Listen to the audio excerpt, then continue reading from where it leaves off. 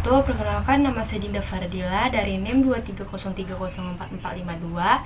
Di sini saya akan menyampaikan beberapa materi dari mata kuliah Manajemen Teknologi dan Informasi.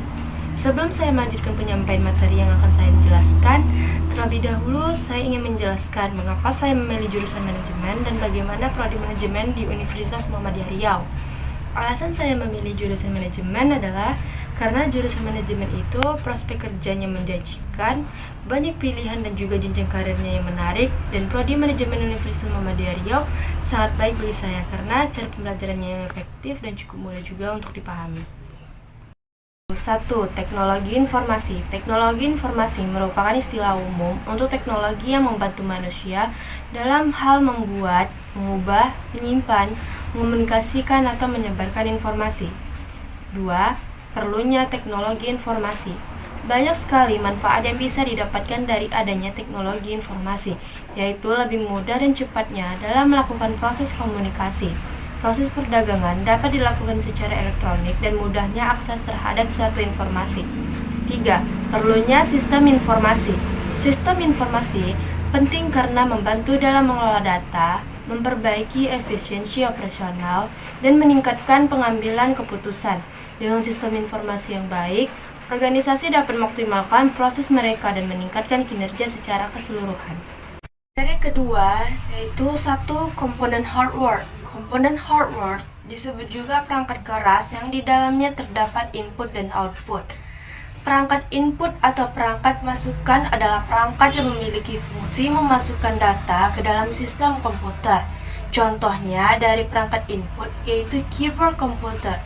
Keyboard komputer adalah perangkat keras yang digunakan untuk mengetikkan huruf, simbol, dan sejenisnya. 2. Perangkat lunak komputer. Perangkat lunak adalah komponen dari komputer yang berbentuk data. Software bisa juga disebut sebagai bagian sistem dalam komputer yang tidak memiliki wujud. Dan istilah seperti ini digunakan agar dapat membedakan antara software yang disebut dengan perangkat lunak dan hardware yang disebut dengan perangkat keras. Materi ketiga, 1. Pengambilan keputusan di level manajemen. Pengambilan keputusan di level manajemen adalah proses memilih tindakan terbaik dari beberapa alternatif untuk mencapai tujuan organisasi. Ini melibatkan analisis, evaluasi, dan pilihan yang strategis untuk mengarahkan perusahaan ke arah yang diinginkan. Adapun 3 tipe pengambilan keputusan, yaitu 1. Terstruktur, 2. Setengah terstruktur, dan 3. Tidak terstruktur. Dan pengambilan keputusan di level manajemen terdapat beberapa jenis, yaitu 1.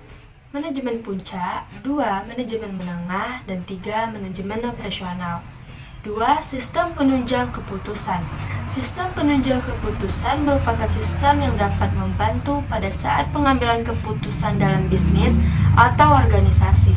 Sistem penunjang keputusan juga dapat digunakan untuk membantu mengambil keputusan dalam masalah yang dimiliki kemungkinan merubah dengan cepat.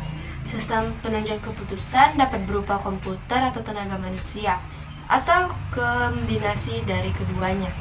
Materi keempat, 1. Data. Data adalah bentuk informasi dengan bahasa tertentu yang telah diolah secara efisien. Adapun contoh data yaitu berupa lembar absensi mahasiswa dalam suatu perkuliahan. 2. Informasi. Informasi adalah hasil dari data yang telah diproses sedemikian rupa sehingga dapat memberikan pengetahuan kepada orang yang menerimanya. 3. Pengetahuan. Pengetahuan adalah informasi yang dikodifikasikan. Selain itu, pengetahuan juga dapat diperoleh, diintegrasikan, dan disebarluaskan sebagai komoditas dan menjadi produk yang dapat diperdagangkan. Pengetahuan juga dianggap sebagai informasi dengan makna. 4. Pengorganisasian data dan informasi. Pengorganisasian data dan informasi adalah proses mengelompokkan, mengelola, dan menyusun data serta informasi sehingga mudah diakses, dimengerti, dan digunakan. Ini melibatkan pembuatan struktur dan sistem yang efisien untuk menyimpan, mengatur, dan memproses data, sehingga memudahkan pengambilan keputusan dan analisis. Kesimpulan dari video yang saya sampaikan dari materi pertama hingga keempat adalah bahwa teknologi informasi, perlunya teknologi informasi dan sistem informasi, komponen hardware dan software komputer, pengambilan keputusan, data, informasi dan pengetahuan, semua merupakan elemen-elemen penting dalam pengelolaan informasi dan pengambilan keputusan yang efisien dalam sebuah organisasi atau bisnis. Sekian penjelasan materi dari saya, jika ada kesalahan mohon dimaafkan. Assalamualaikum warahmatullahi wabarakatuh.